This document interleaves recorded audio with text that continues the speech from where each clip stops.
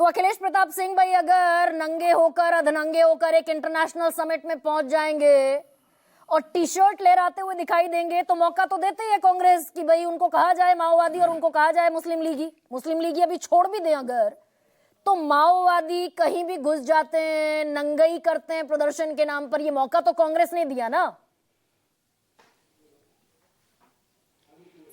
गरिमा जी, आदरणीय प्रधानमंत्री मोदी जी ने एमएमसी बताया है और उसका कुछ परिभाषा बताया है, लेकिन हिंदुस्तान एमएमसी का मतलब जान रहा है। मोदी मतलब कंप्रोमाइज, मोदी मतलब चीनी, मोदी मतलब कम्युनल और करप्ट। एमएमसी का मतलब यही तीन शब्दों का फिर दोहरा दे रहा हूं। एमएमसी मतलब मोदी मतलब कंप्रोमाइज, एमएमसी मतलब मोदी मतलब चीनी, एमएमसी का फुल फॉर्म मतलब मोदी मतलब कम्युनल और करप्ट।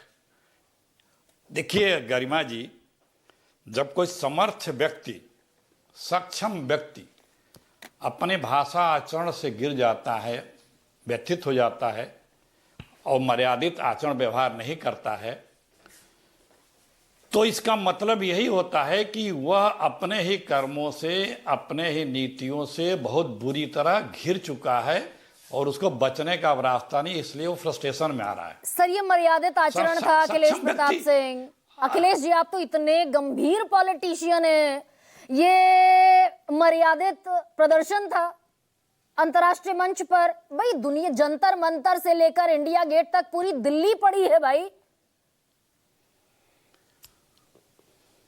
अब बोलूं?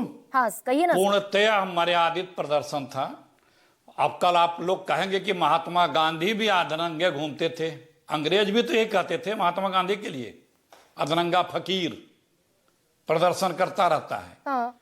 हर दुनिया के हर राष्ट्रीय अंतर्राष्ट्रीय मंच पे, फोरम पे प्रदर्शन होता है, राष्ट्र को, देश को, दुनिया को अपनी बात के प्रति आकर्षित करने के लिए, ध्यान दिलाने के लिए। अभी 3 दिन से वीडियो घूम रहा है।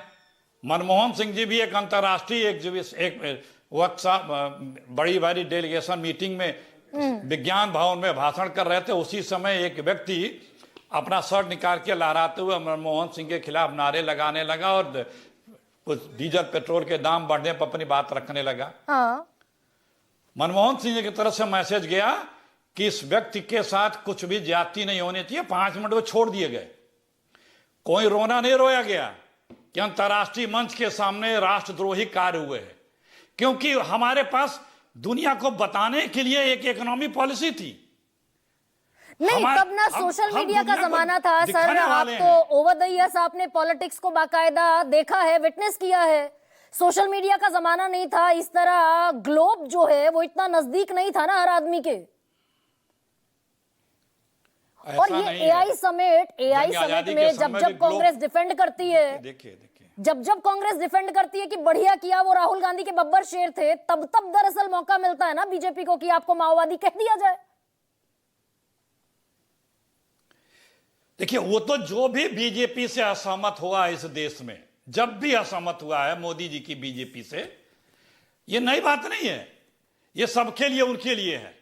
जो असहमत है, मतभिन्न है, विरुद्ध है, वो राष्ट्रद्रोही है, विद्रोही है, माओवादी है, नक्सल है, आतंकी है, खालिस्तानी है, पाकिस्तानी है, जो भी है। और जितने लोगों ने पिछले 12 वर्षों में हर फील्ड के हर लोगों ने यह प्रदर्शन किया है और उसको इन शब्दों से मोदी जी की टीम ने नवाजा है। सिर्फ देखिए, सुल्तान और तानाशाह को सवालों से सबसे डर लगता है, और जो उसे सवाल कर दे, सवाल ही उसको बम के तरह से लगते हैं। भाई सवाल किसी मर्यादित मंच पर होंगे। मैं फिर अखिलेश जी आपको वहीं लेकर आना चाहती हूं। आपके अपने लोगों ने मार्गरेट अल्वा से लेकर, मैं हालांकि कोट नहीं करना चाहती, सबका अपना व्यक्तिगत विचार है, पर आपके सहयोगियों ने, आपके अपने लोगों ने प्रदर्शन की जगह को नामुफीद माना। गैर जरूरी प्रदर्शन था कम से कम उस जगह। ये देखिए, करोड़ों करोड़ लोगों में कौन क्या है, अपनी विचारधारा है। और मैंने बताया आपको, यूएन में जहां पे दुनिया रहती है, दुनिया के देश रहते हैं, एक देश दूसरे देश के खिलाफ वहां पे उस देशवासी प्रदर्शन करते हैं। इसमें क्या बुराई है भाई? एक प्रदर्शन से हमारा देश की गरिमा गिर जाएगी। फ्यूल मिलता इतना है हल्का हमारा देश है। भाई आप लोग कांग्रेस हमारे देश बीच में पुनर्जीवित में नहीं, भाई कांग्रेस रुकिए पूरी बात होने दीजिए। पुनर्जीवित करती है ना, जो 2024 के ये लोकसभा गलत चुनाव बात में है। हुआ। ये सुनिए अब आप लोग, आपका आर्गुमेंट पिट रहा है, तब आप डिस्टर्ब मत करिए। जो बार बार आप में जो भी हो, अगर ये कहता है, प्लीज सुनिए, प्लीज सुन लीजिए, प्लीज रुकिए, बात होने दीजिए। पिटने जैसे नैरेटिव पर तो मैं नहीं जाऊंगी, मैं सीधा सवाल आप आपसे अपने पूछ वक्त रही पर हूं। बोल देती। सर एक सेकंड रुकिए ना। भाई मैं लोकसभा वही कह रहा चुनाव हूं। में देश के प्रधानमंत्री ने कहा कांग्रेस का घोषणा पत्र मुस्लिम लीग का घोषणा पत्र है, कांग्रेस आई तो मंगलसूत्र छीन लेगी, मुसलमानों को बांट देगी। ये उसी में फिर फ्यूलिंग कर दिया, डिरेल करने का है। हाँ कहिए। ये देखिए ये सब टैक्टिस देखिए, जो भी ये कह रहा है कि देश का अपमानित किया गया, वो हमारा देश इतना कमजोर है, इतना जल्दी अपमानित हो जा रहा है।